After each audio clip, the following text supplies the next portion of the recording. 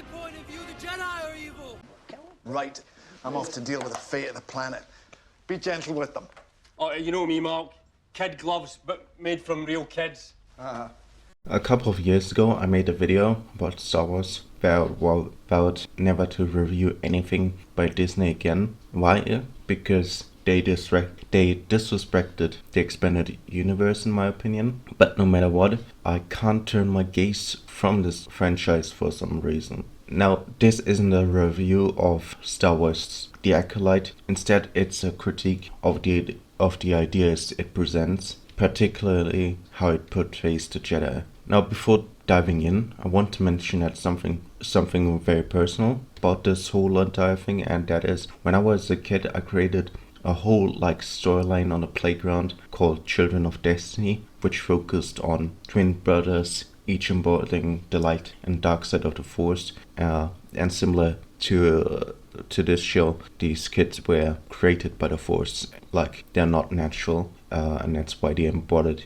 that. This is all way back around 2004 or something, you know. I was really young, so even before the Mortis arc with the son and the daughter, just want to throw it out. I don't expect any royalties from Disney or whatever, just saying I had these ideas, and I'm surely not the only one who had such ideas as a kid to play out on the playground with friends, you know. Anyway, so seeing some of those concepts that I developed so early on in The Acolyte hits close to home, definitely. And also, this isn't a critique of the show. Again, I'm not gonna go through plot and storyline or anything unless it's relevant. And also not gonna share my thoughts on the show on its entirely, just this aspect of how they portray the Jedi. For me, the Jedi are the cornerstone of the Star Wars universe. There's a simple dichotomy of light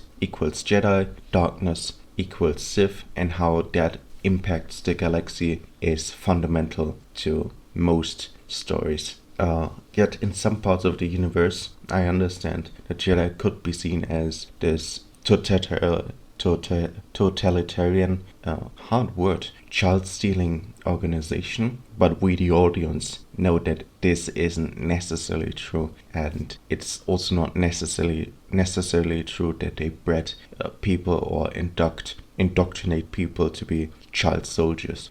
But from an outsider perspective in this universe, it makes sense depending on how close you are to main Jedi temples, like on Coruscant, or what was the other planet? Not Oris, whatever. Ossus, right? Ossus. It was Ossus or Typhon. But yeah, and The Acolyte seems to take this very critical approach to the Jedi, which I don't think necessarily work. Now, important to know is here that despite knowing very fairly as the audience what the Jedis are supposed to be, we also know that the Jedi haven't always handled Dark Force users well, from the Legions of Leto to Revan, Mitra Surik, and many others. The Jedi sometimes pervert their own tenets to fight the dark side. Consider the Army of Light during Darth Bane's time, in the Legends continuity, the Yuuzhan Vong invasion, and especially during the Clone Wars. The critique the Acolyte presents isn't even new. Star Wars Knights of the Old Republic 1 and 2 already did this critique of the Jedi Order through characters like Kreia and Atris, and it worked because there was different elements, and it seemed the writers of those games understood fundamentally the metaphysics or what's going around with the Jedi. But this seems not to be here the case. What's new to the show, or what the show brings in, is that we're supposed to view the Jedi through the eyes of the Night Sisters, which is a known Darksiders organization for the most part. Now, this doesn't mean that the Night Sisters are inherently evil. It's just that a lot of them are, and they also use stuff like Sith magic and have aligned themselves with Siths itself through their entire history. And what's even more troubling, and what the show doesn't consider, is that the Night Sisters are a female-led organization that captures Zabrak males and forces them to be their slaves and protectors, and to be their livestock to continue to survive. Really horrifying shit that this show just glosses over, so because it doesn't fit into the narrative. But again, I'm just giving here some room to explain my reasoning why this doesn't work. Plus, unlike the Night Sisters,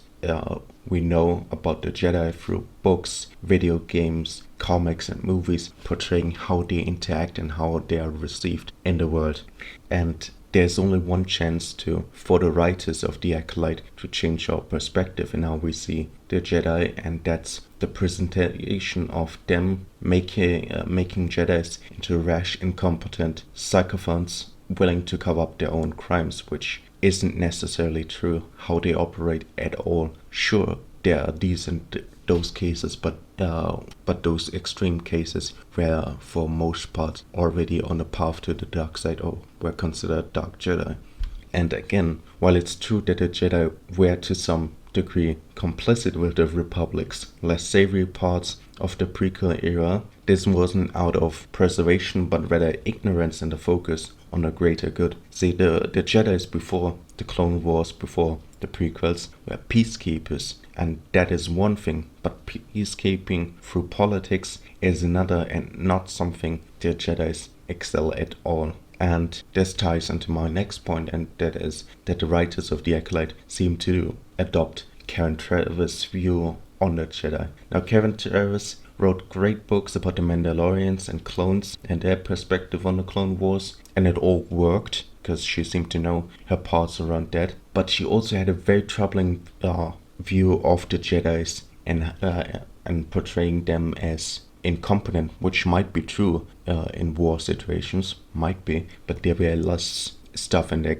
especially how she handled fans who were not in agreement of how she was portraying the fans. And I mean, quick side tangent, Karen Traviss has been massively influential to the Star Wars franchise. So influential that Dave Filoni created the Bad Batch centered around X-Spice of her ideas because he couldn't use her actual characters. But again, in Traviss' books, the Jedi are largely incompetent with only a few exceptions, and those are Jedis that adopt her view or side more with the military factions within that she wrote, like with her clones and stuff. And this is, at least for me, a portrayal of who the Jedi are and who the Jedi are supposed to be. And that's one of the main troubling parts of the Clone Wars, that the Jedi even agreed to lower themselves to be sort of soldiers and generals. Discussion for another day. This is mainly about the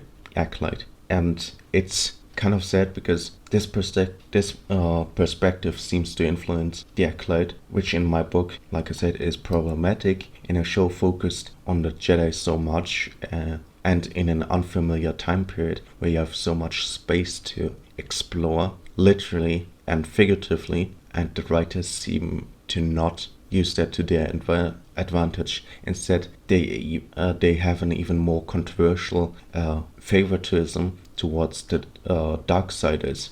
And lastly, while I have my own issues with collectivism, the dark side of the Force can never be right due to its focus on egocentrism, power and malcontent. But that's just my opinion. What are your thoughts on the matter? Let me know in the comments.